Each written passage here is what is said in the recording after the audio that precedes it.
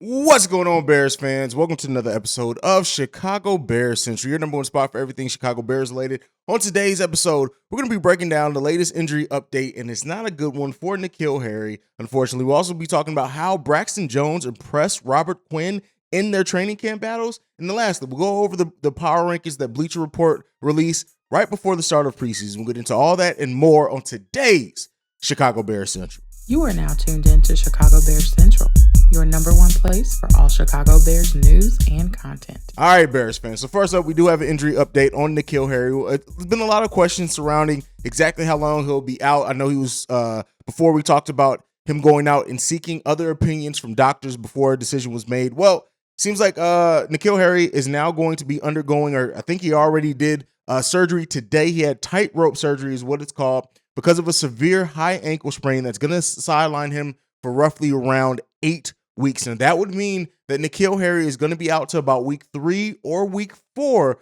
really putting into question, what do the Chicago Bears do? Do they see enough on this roster to where they don't go out, try to get another wide receiver? On the last couple of episodes, we actually talked about wide receiver options for the Chicago Bears. Matter of fact, on last night's live stream, we did talk about 2 options that the Bears could go out and sign, and then 2 trade options for the Chicago Bears. So go and check out those episodes if you want to know our thoughts on what the Bears could and should do next in regards to that wide receiver. But this is called into question, what happens with NKeal Harry now in his future with the Chicago Bears? Will they cut him? Has he shown enough to maybe stick around? Do they put him on the PUP list? Things like that. There's a lot of different options that the Chicago Bears could do if they do decide to keep him. Now, NKeal Harry does bring some legit size, some good run blocking, still some question marks around what exactly he can bring to the receiving game overall.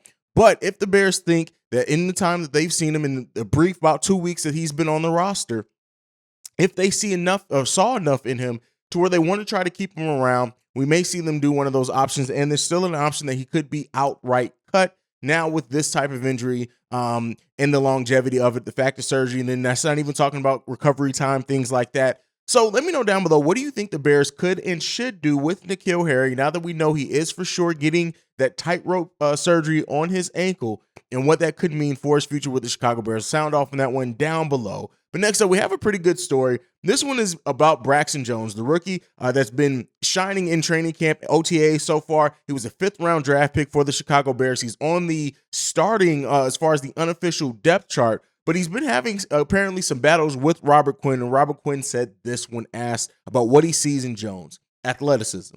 That's just one by itself, but can't really coach that. So to be able to have that as an ability as a young rookie, it can only go up from there.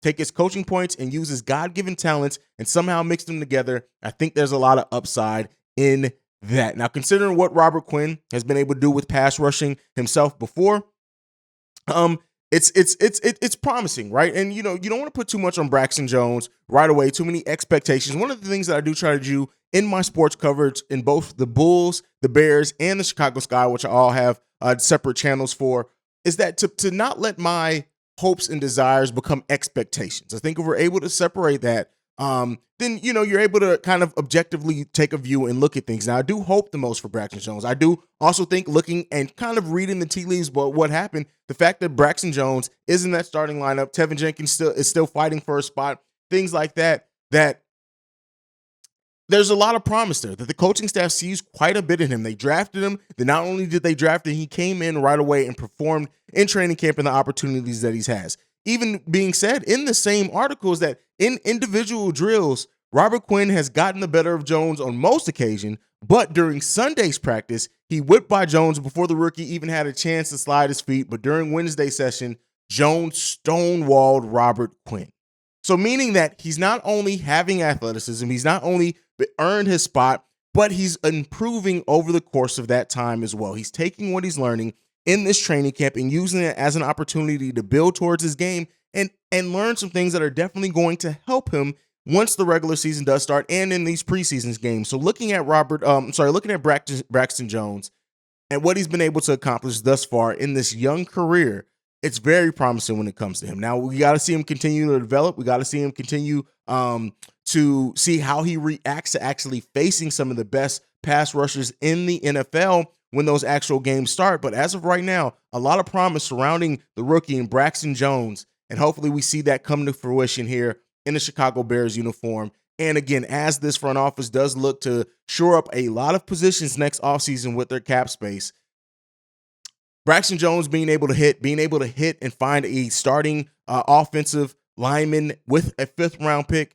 just going to bode well overall for the health of that team and the future of the team. Let's go ahead and move into the last topic for today, and that is Bleacher Report releasing their 2022 NFL Power Rankings for every team before entering the preseason, and the Chicago Bears ranked at number 30. Now, we all expected the Chicago Bears to get a lot of doubt coming into the season. I think that that's one thing that we knew it was coming. Whether we agree with it, whether we disagree with it, we knew it was coming. So in the article, Peter King of NBC Sports says this: one of the things that Poles learned so well early on in Kansas City is that there are no shortcuts to be great.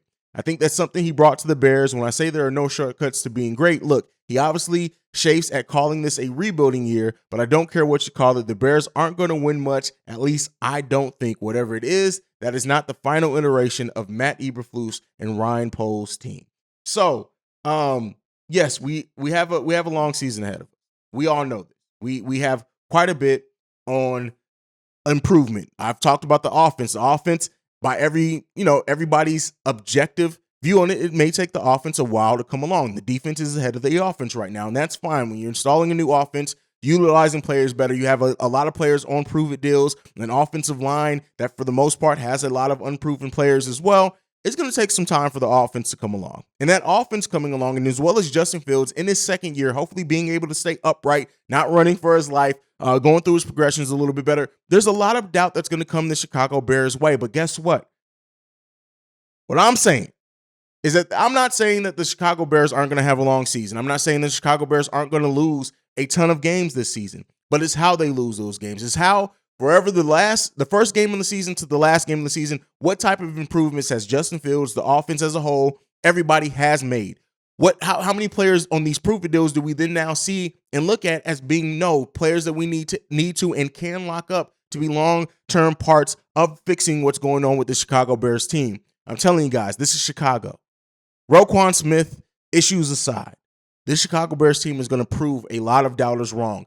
Hell, we were picked to win less than 4 games by some pundits. Be prepared to be shocked by the Chicago Bears.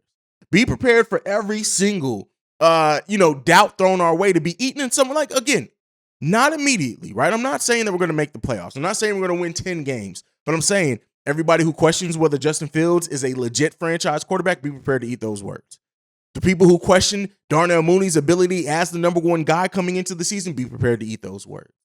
The questions around the defense, the questions around Brisker, Kyler Gordon, the secondary as a whole, be prepared to eat those words. These Chicago Bears aren't coming to just lay down and be the worst team in the NFL. These Chicago Bears aren't coming into these games just expecting to get their ass kicked. It's not happening.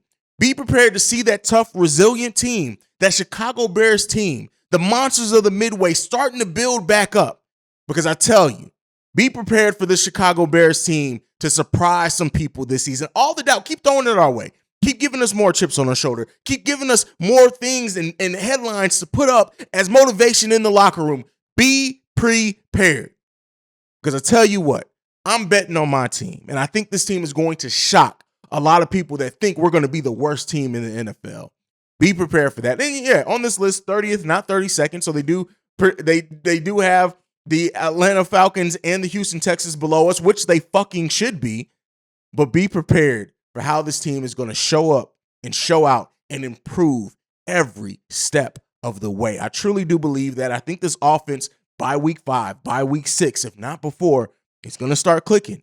And when that offense starts clicking, I'm just telling you guys to watch out. It's a good time to be a fan of the Chicago Bears. Now, as something that we have to talk about almost on every episode before we do go is what's going on with Robert Quinn. There's been no major movement with Robert Quinn as of right now.